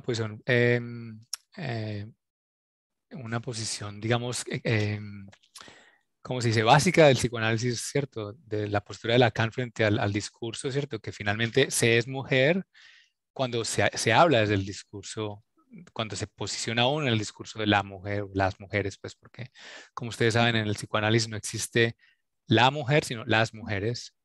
Una es diferente a la otra, pero es una cosa más del discurso que del asunto, pues, genérico, ¿no? Pero bueno, dejo ahí, gracias. Diana. Sí. ¿O quieres, ya? Creo que la pregunta de Andrés trataba sobre la distinción que hice, y la hice de manera momentánea, entre lo que Blechman y Fortuny llaman la memoria lúdica y lo que yo prefiero llamar intención o un ethos lúdico, porque para mí el humor dentro de un discurso narrativo tiene un lugar muy, muy bien pensado y se hace a propósito. Se incluye el humor, sobre todo en un tema como este, adrede. Se busca con él lograr un efecto. Entonces pienso que la memoria en sí no es lúdica. Lo que es lúdica es la intención pragmática de crear humor, de llevar al lector a la risa, bien sea para crear un contraste, como en el ejemplo del serán felices y comerán perdices, que simplemente es de la manera más sencilla una oposición de dos conceptos excluyentes, o en donde mejor creo que se puede ver es en Diario de una princesa montonera, donde el discurso del humor se desarrolla y es mucho más complejo y más complicado, y hay instancias de humor que no es ese humor negro, ¿no? El humor se dirige más bien a los medios de comunicación, al discurso sobre la dictadura militar, a las organizaciones de derechos humanos, mientras que en Los Rubios hay un elemento humorístico y hay que va muy ligado a ese reto, a ese desafío, al discurso de los militantes, a eso que nos mencionaba Nora cuando entrevista a los compañeros militantes de los padres y le da la espalda.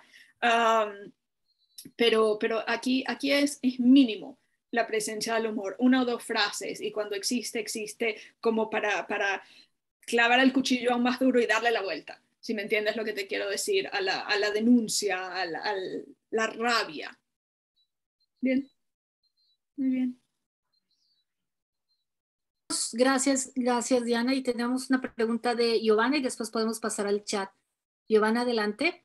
Hola, bueno, no sé si ya me ven.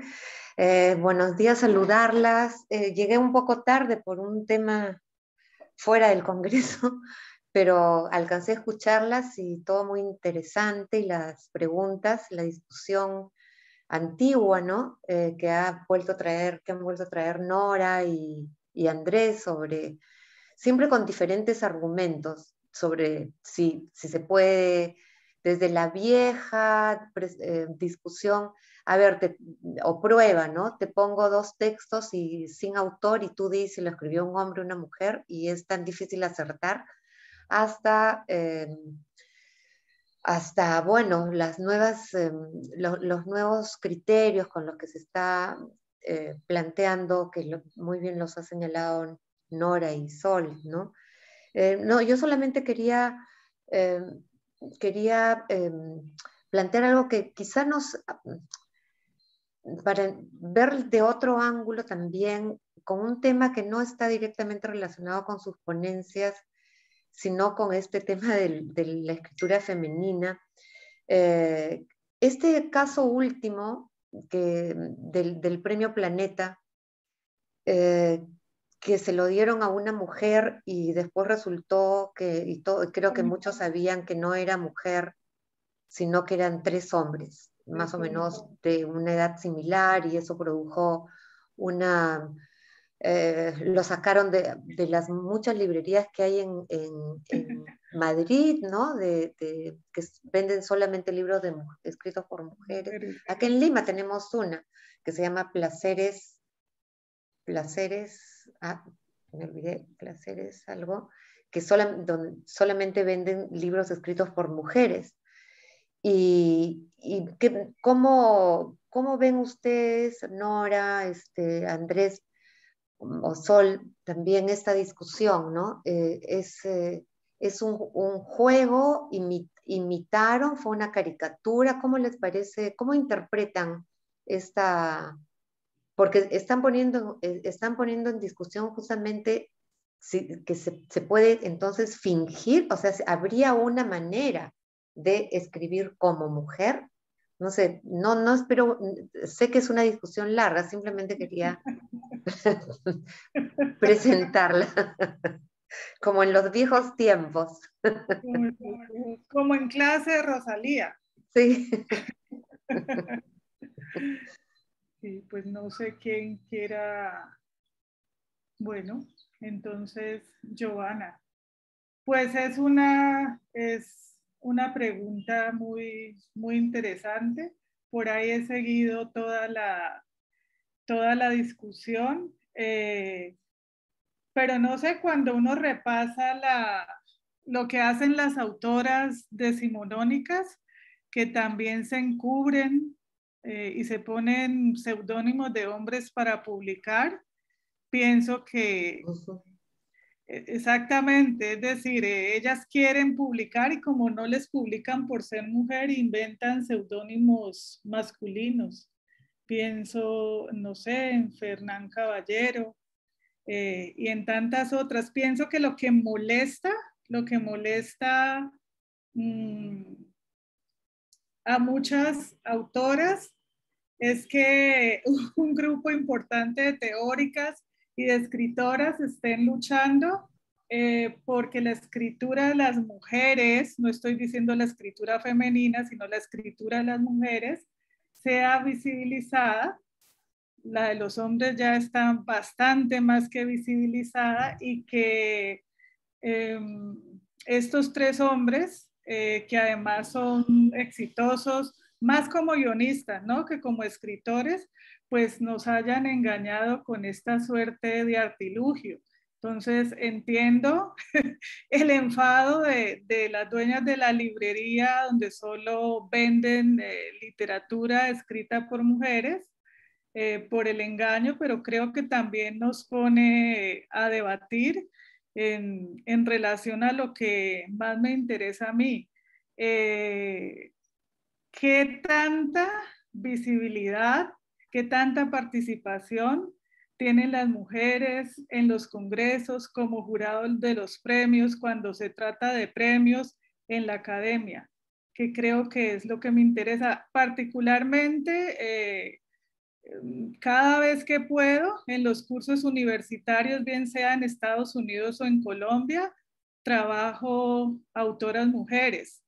Y mis alumnos siempre me dicen, y eso me causa dolor, es la primera vez que trabajamos una autora, profesora. Me pasé todo el pregrado, parte de los cursos de la maestría, y siempre, siempre estudiamos los hombres.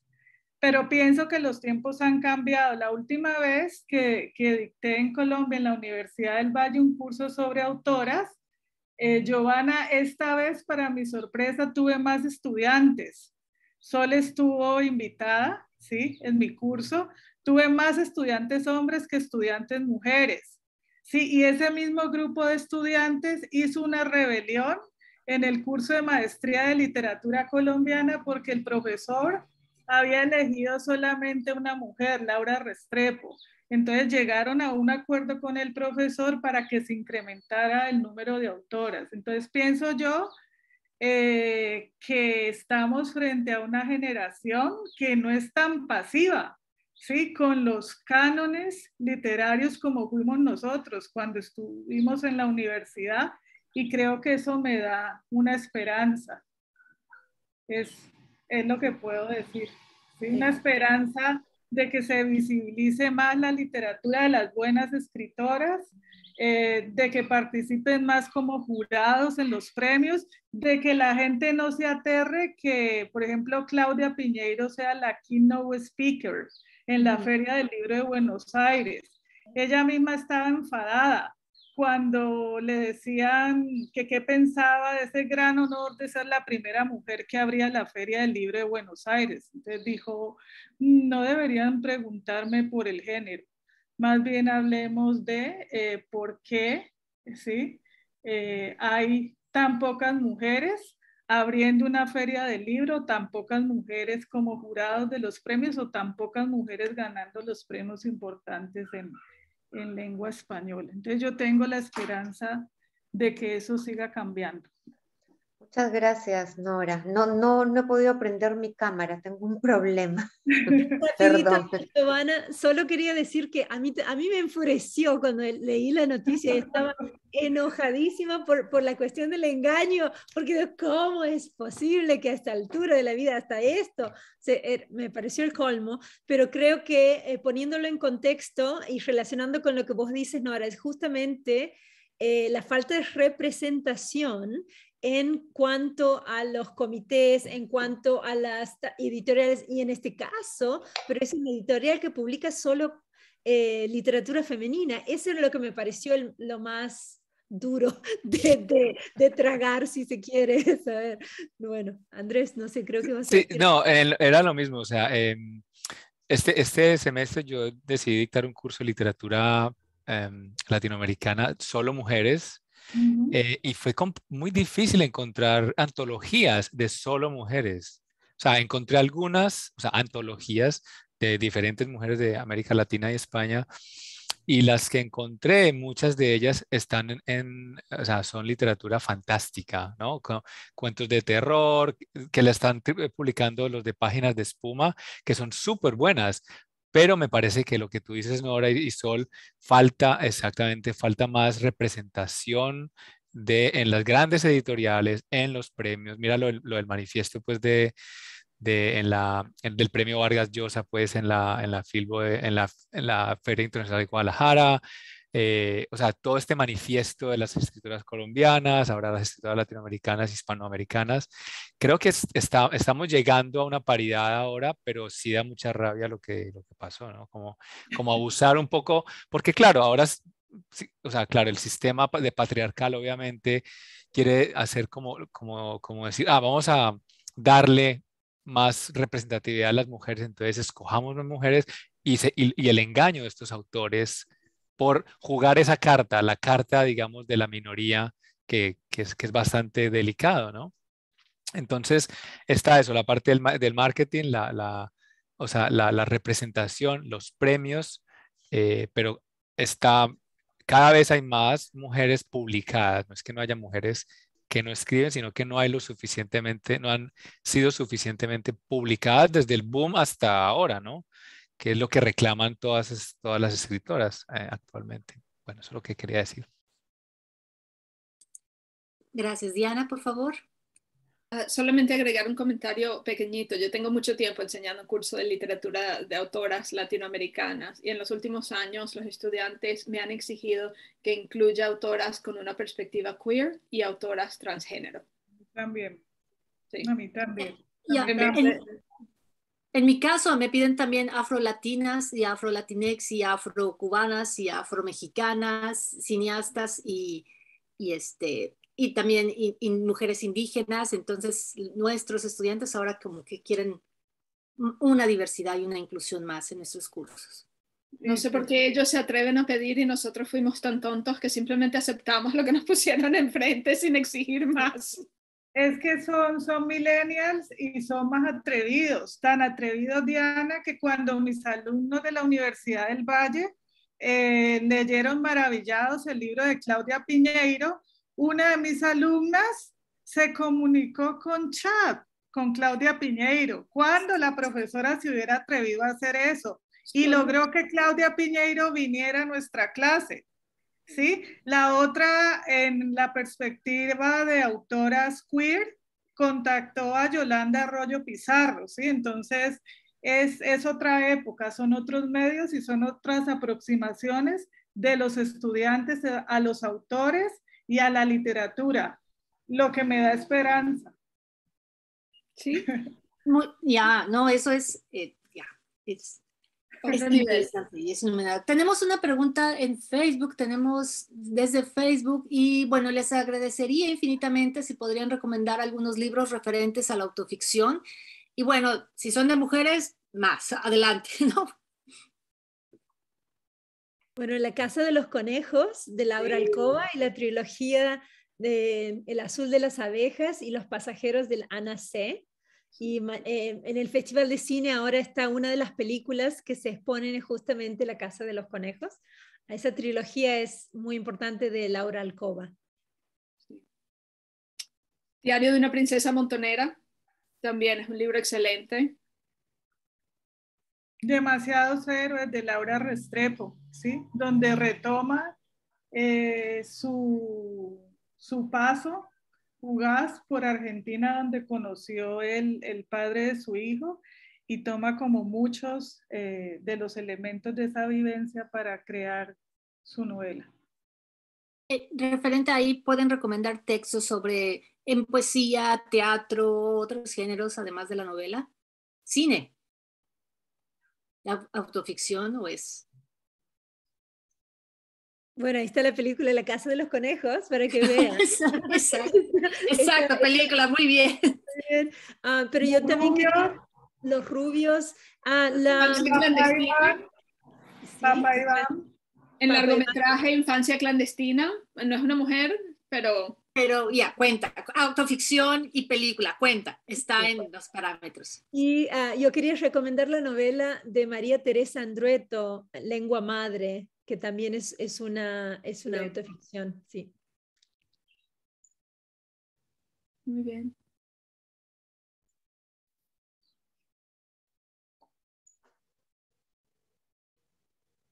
Una pregunta más, y dice la misma persona: en mi campo laboral es teatral y tengo algunas ideas que rondan en mi mente, pero me gustaría saber exclusivamente sobre el tema de autoficción en cuanto a sus elementos.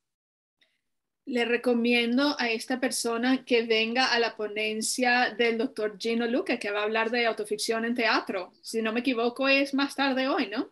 Esta tarde, sí. Tenemos un experto en el tema que va a conversar con nosotros esta tarde. Es el siguiente panel, por cierto, Sí, a la 1, tiempo Sí. del centro. Sí. Muy bueno, y bueno, ¿algunas palabras para cerrar? Gracias. Sí, agradecer a todos por participar y escucharnos. Gracias, Diana, gracias, Giovanna, gracias. Gracias, chao, Argelia. chao. A Nos todos. vemos más tarde. Y Muy bien. disculpas por el impasse técnico que me hizo No te preocupes. correr escaleras abajo a buscar ayuda. Ay, No te claro, preocupes. Casi la respiración. Fue emocionante, nos has hecho sudar, mi computadora también se apagó de repente después de que tú tuviste el fallo, entonces ha sido un panel muy interesante, con muchas emocionante. Y bueno, solamente les recordamos que tenemos este día 3 paneles más y el siguiente es en 1 hora más, así que descanso y seguimos el diálogo más adelante. Muchas gracias a todas, todos. Rico ver a los ex compañeros de la universidad. Sí, Oh, hermoso verlos. 15 años después estamos en lo mismo. Chao, chao. Gracias, nos vemos. Chao, chao. Chao.